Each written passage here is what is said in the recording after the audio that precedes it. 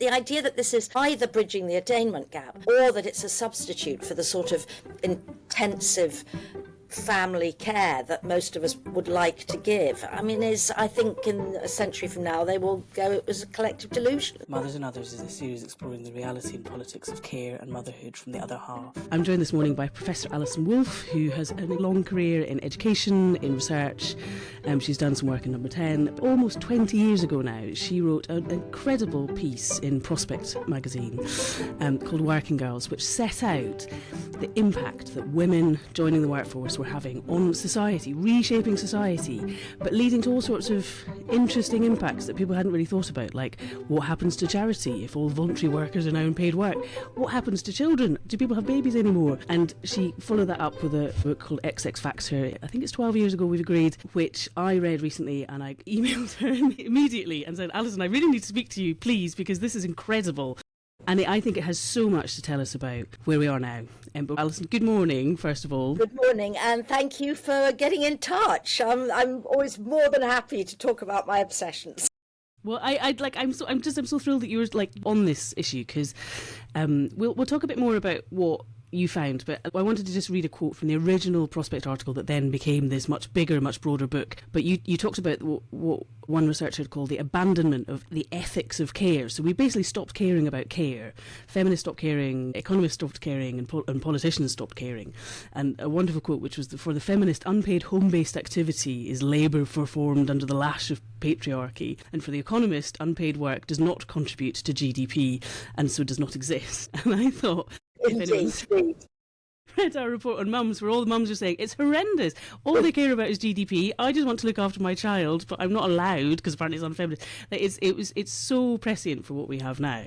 But you describe what I think we could call the loss of sisterhood, so the emergence of two classes of women. Do you want to maybe just talk more about what you found and how you came into the book? Yes, I think one of the things which you have to deal into the equation is that when I was growing up, there was sort of people were burning bras on the other side of the Atlantic, and it was, but it was all about the sisterhood. And there was this sense then that women were all sharing the experience of being shut up in suburban homes or town apartments, flats or whatever, and kept at home, and we need to be liberated. And people talked all the time about the sisterhood. Well, back then too, of course, it was overwhelmingly a graduate, middle-class, upper-middle-class movement.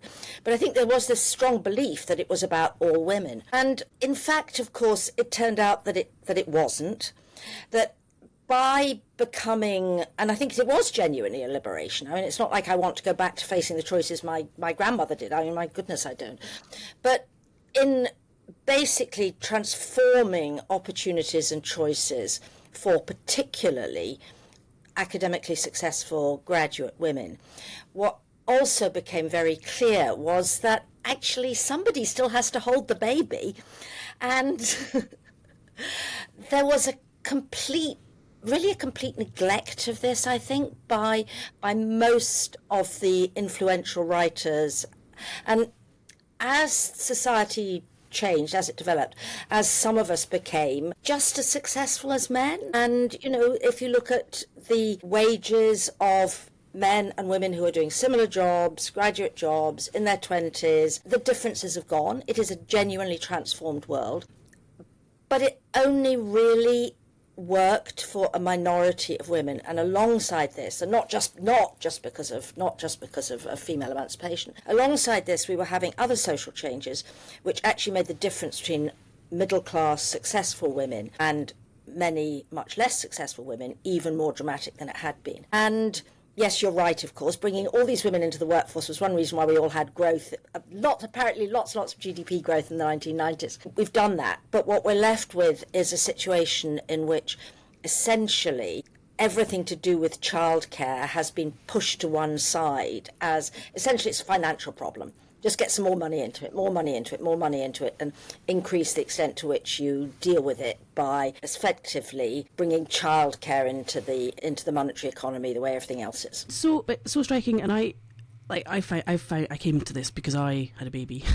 And I worked in I was an XX Factor woman because I worked in a highly educated mobile professional role in the City of London, but I discovered that, like, particularly recently, there had been a real constriction from what 10, 15 years ago, I spent quite a lot of my time, and lots of other women I know, recruiting great talented people, and often you wanted mums because they are great and talented, and there's not actually a limitless pool of brilliant people, and trying to get mums to come and work part-time in corporate environments was very hard. It was a big argument to make, and I thought that was what everyone was going to push for. And so when I had a baby and came back, my eyes focused on what we were actually doing, and it was actually completely different. We've started to push women away from working part-time. So actually, the FTSE Women Leaders Review says that women should be supported to take no more maternity leave than men take paternity. And I thought, what? Hold on, this doesn't work. There is a real conflict, and you're right, of course, and quite rationally, if you're looking at sort of the high-flying women in top-end companies and institutions, of course, it's entirely rational for the people running these companies and institutions to push for the women to be full-time because they want them. And this is self-interested in a couple of ways. It's self-interested partly because they want to be able to say that they've got X% of partners are female, but it's also because they want to hold the talent.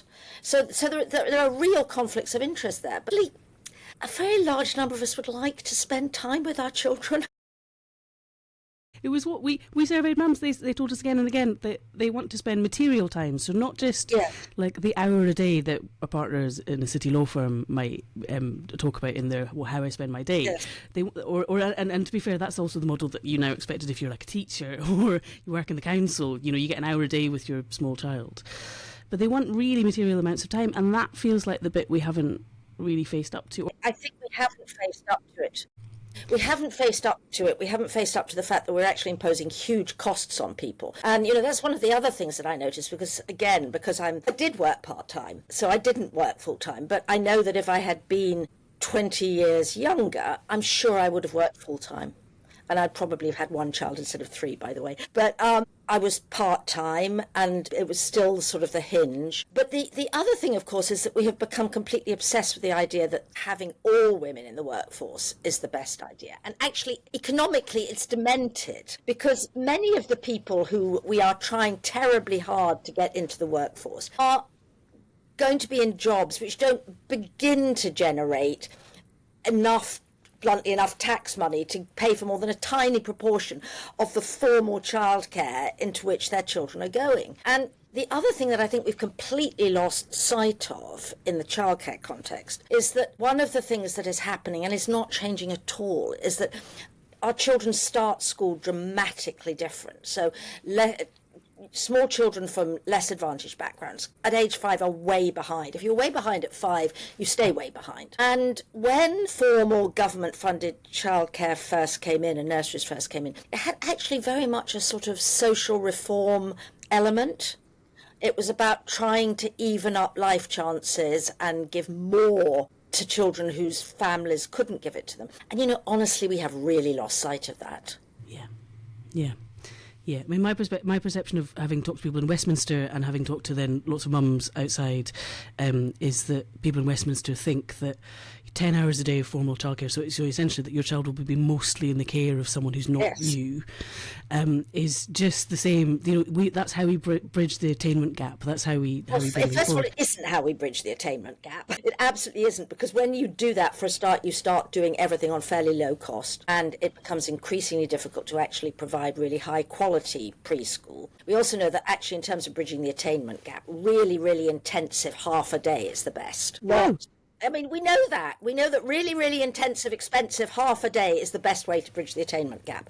I mean, are we producing that? Are we? I mean, we're not doing that. We are grinding costs down. The idea that this is either bridging the attainment gap or that it's a substitute for the sort of intensive family care that most of us would like to give, I mean, I think in a century from now, they will go, it was a collective delusion.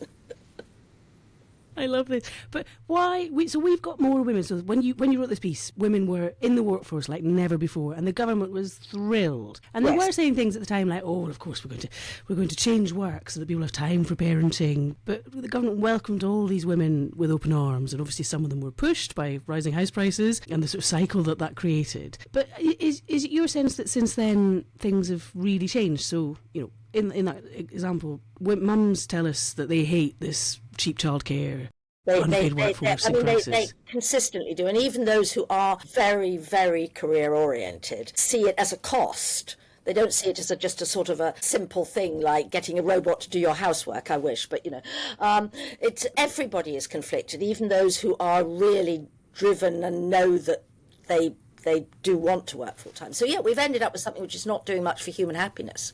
No, but the question I have is why do all these women, brilliant women who are now maybe sort of 30% or so of very senior roles in the big companies in the UK, why does having those women in place not lead us to much better outcomes for all women, for the for the women who aren't the X factor women?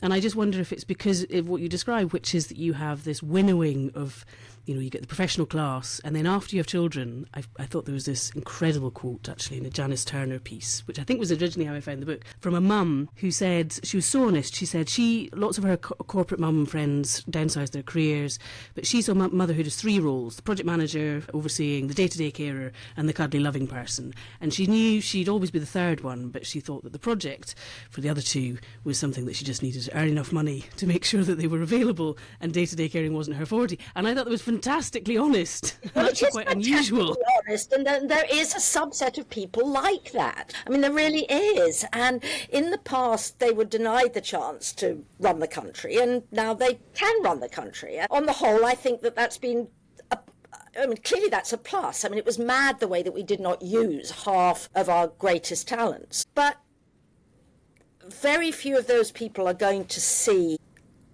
the issue of childcare, and also particularly they want to do 101 things. They do not, and they mostly do not want to be put in a female basket. And that in itself, I think, means that this is not something where they really sort of tend to step back and go, well, yeah, this works okay for me. Have we got this right? I'll tell you what I do actually think, which is that the plunging birth rate may make us think again.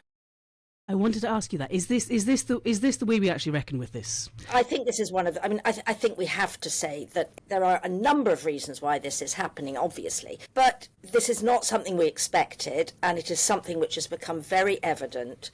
It's become evident everywhere, but it's particularly evident that more and more women find that they have to work, and these are people who are in partnerships, who are married, but they have to work, and they therefore are actually under a level of strain when 2 of you are doing a full-time job. And you have to financially, because of course this is a classic case. The more 2-income families there are, the more expensive housing becomes. Housing is the dominant worry for almost every young couple or every young person. So you're caught on this hamster wheel. And clearly in that situation, unless one child you may want very badly, a second child is, with all due respect, an additional expense, and it's also an addition. I mean, 2 children feels like more than twice one. It can't be really, but I just find this so refreshing. And so just can we talk a bit about what economists view? So the economist's primary measure of how well the economy is doing, and the government's primary measure is growth. So when they talk about growth, what they mean is a very specific measure, which is gross domestic product. Yes, it is. And to be fair to economists, they do realise the limitations of this. So it's not that they would listen to our discussion and go, oh, it's all nonsense. But they would say, you have to have a measure. And if as a government you don't have, bluntly, cash, there are lots of things you need to do that you can't do. So it's not pointless to worry about growth. But if what you're doing is, as we were talking about, basically just moving valuable labour from the non-monetary economy into the monetary economy and not making anything any better, possibly making things worse in the meantime, you have a problem. Yeah. I mean, and it's that classic example, which I have heard so many real-life examples of, women who work in like childcare and have to go back to pay their mortgage.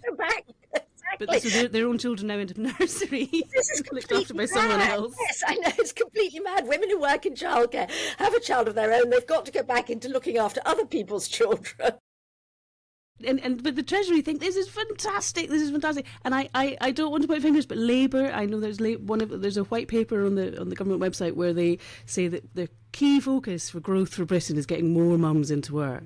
I know, and this is and actually it's crazy. These are not the group that you actually need to get into work. There are plenty of other groups that you need to get into work. Like, there are real issues with the workforce at the moment. But yes, it's been an obsession. And I mean, just before the election, if you remember, Tories announced a big increase in free childcare. Now, there was a strong push within government from various people to do that. Mostly, it has to be said, women who felt they would benefit. But they sold it to the Treasury on the grounds that it would increase the size of the workforce, which Jeremy Hunt was obsessed with. And that's how they sold it. Now, actually, we know that we've pretty much reached peak participation. It's not going to make any difference. It's very expensive. We're already finding that we can't actually pay for it properly. Costs of nurseries have gone up, of course, so you give with one hand, you take away with the other. And what I became really aware of actually about 5 years ago, so after I wrote The Double X Factor, but I was looking at childcare, is that it is a particular issue for nurseries in poorer areas because they don't get extra income, they can't put extra charges on. And I do think that people in government are unrealistic about this. I mean, I've heard Labour politicians stand up and say, we're going to stop nurseries from putting any additional charges on. And you go, but this is crazy. If they don't put any additional charges on and they don't cross-subsidise, basically they'll close. Yes. And this is not what you want. So then you'll have a panic-stricken reaction.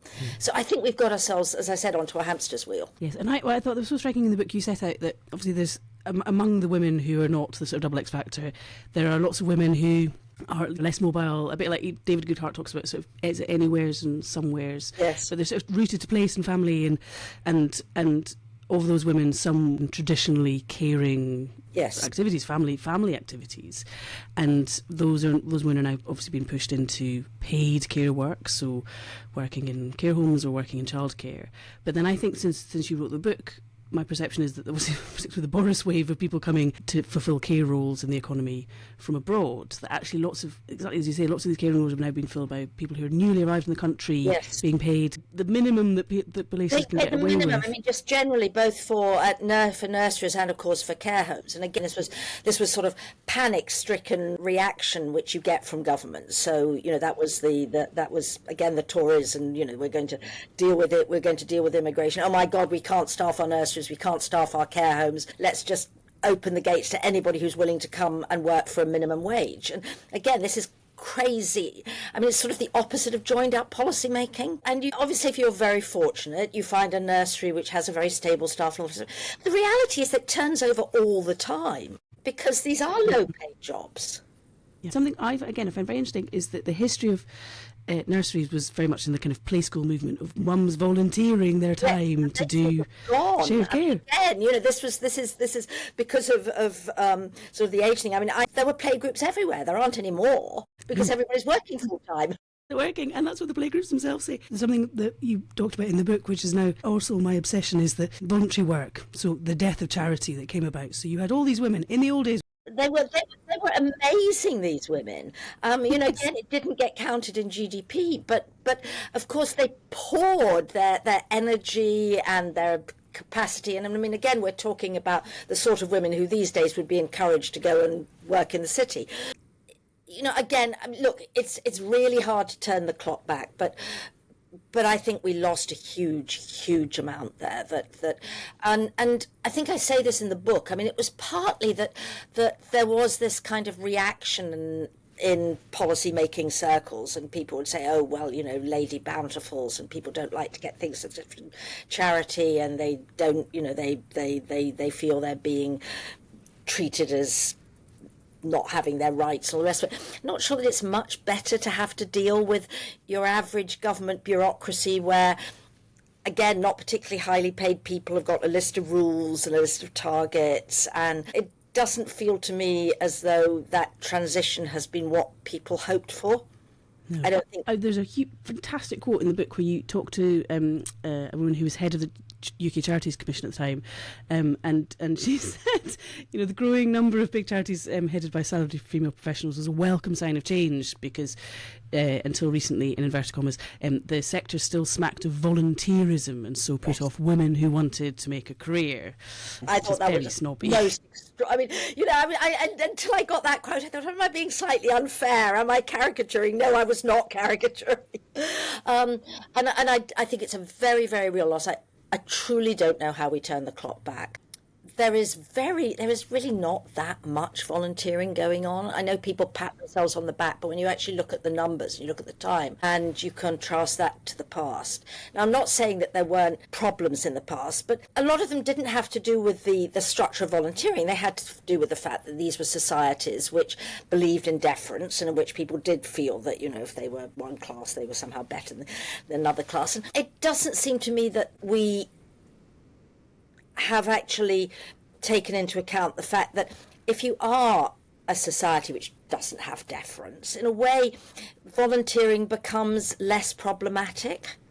But we don't have any of it, really. Very, very. I don't want to overdo this. Of course, people volunteer. I mean, I'm a school governor.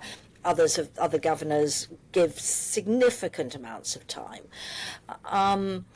But we have lost a huge amount. We have, and I feel it very punishingly so we obviously, the other half is a non-profit, and if I speak to others who lead charities and non-profits all around different issues that might affect women, there is very little funding. You are totally reliant on, instead of potentially millions of women's time, you're relying on millions of women's individual donations, which is very hard to get, or the benevolence of a very small number of big funders who often agree with each other. And so if you're an unpopular idea or an unfashionable idea with the big funders, then you're out. And I think that's worse for all of us. I think there's lots of individual issue campaigners out there who are fantastic, but it's very difficult to set up anything with any breadth. I think that's right. And the other thing you do is you spend a ridiculous amount of time writing grant proposals and evaluating things. Yeah. And when you add up the amount of the money going in that's actually spent on activities which are not to do with delivering what you're supposed to be delivering, it's enormous and very off-putting. Yeah, I think there's a real issue there, and I don't, David Cameron tried it with his big society idea. Obviously didn't work, because he also wanted everyone to be in work all the time. Yes, that is correct. It didn't really work. He didn't get much support from the Lib Dems, interestingly, on that. It is interesting. I'm slightly puzzled by that, but he didn't. I'd love to know the history of it. I always would recommend everyone has to read the book, and also the essay and prospect as well. What I wanted to talk a bit about was when the book came out, because I found it incredible reading it. I thought, gosh, this is like from a parallel universe. This is all the things that I'm thinking. It's a slight, well, for me it was actually writing. It was a sort of like turning a child's kaleidoscope, and all sorts of things sort of fell into place as I was writing it. And it began to make sense as a story, which I think is really compelling and has to challenge us as to what do we do about this now. I mean, I think you're right, but what do we do? But what was the reaction at the time? Did you have, did lots of mainstream big-time feminists say, Alison, you're right? Well, the answer is, it didn't become a bestseller because, of course, it didn't tell you that you were wonderful, and it didn't tell you what to do. The answer is that mainstream feminists really didn't like it. They really, really didn't like it. The basic argument is women are still not treated equally. What we need is more government action. What we need is more push. What we need is to make it more similar for men and women at every point, and more recognition of the fact that women are just being treated differently and have tougher times. And so, no, they hated it, basically. Because that was a very particular group. Because, for example, you mentioned Janice Turner wrote a big thing about it, and I mean, she wrote a great piece about it. I was delighted. So I think it depended. I mean, interestingly, I think because journalists do deal with individual stories more. Quite rightly. I mean, and they do that because they know quite well that what cuts through to most human beings is the story of another human being. And so they mostly liked it. But in terms of impact on policy, forget it, zero. I was so struck that you launched it at a time when there was a real doubling down on, actually, there's no biological difference between men and women. Like, we are all the same. What was your sense of, do you think things are different now? Well, I think now we've got a very weird period. And actually, I think that if I were... I feel fortunate that I wrote it before the whole issue of trans, gender critical thought, all of that became so big. Again, when I was, I guess your age because I'm older, there was a period when there was, I don't know whether you ever came across something called sociobiology. Basically, it was a label for people who were writing about the biological basis of how people behave. Not just gender differences, but just generally the extent to which patterns of social life and human behaviour had a biological base. And one of the things they talked about was the extent to which there were real differences between men and women. And a lot of people found this absolutely intolerable. Totally intolerable. They would not accept that a chromosomal difference could have any effect except in providing you with a womb and the ability to bear a child. And otherwise, yes, there was no difference. And if there were differences, that was simply a sign of social oppression. One of the things I find very odd about our current situation is that we've actually become, it seems to me, obsessed with gender differences.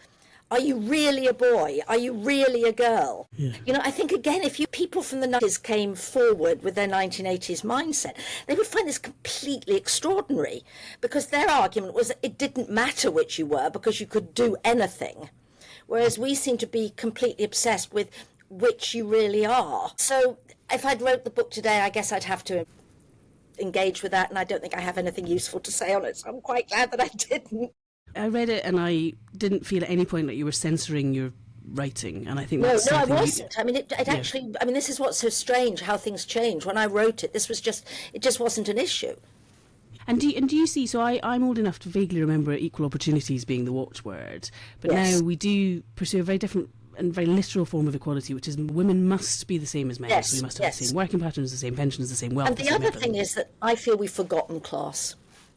I don't mean that we don't jump up and down and worry about people being poor and equals, but we have forgotten class. Actually, if you look at what is the big divisions in how families form or don't form and in children's opportunities, actually class is overwhelming. Class, and that is very strongly related to whether you have conventional families, lives which are quite stable, and we somehow can't talk about class anymore. My sense is, I don't know what the answer to this is, but there seems like there is actually less opportunity now for those who are not of the kind of upper middle classes, particularly in things like the media and I think it is worse. And the other thing that I think, and you know, this is going away from the should it be easier to stay at home, look after your own children, but it is about this clear class divide. I think that's right. There are fewer opportunities often, but the other thing is that we really don't know what to do about the